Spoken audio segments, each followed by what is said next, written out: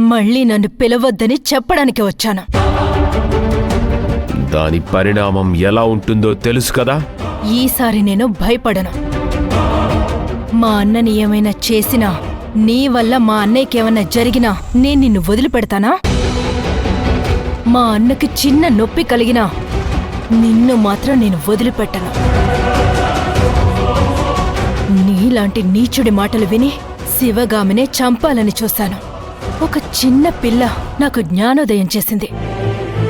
నీ బెదిరింపులకు లొంగకూడదని నిర్ణయం తీసుకున్నాను.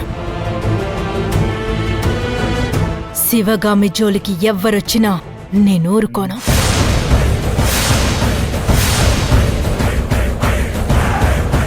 శివగామిని కొంచెం బాధ పెట్టినా వాళ్ళంతు చూస్తాను.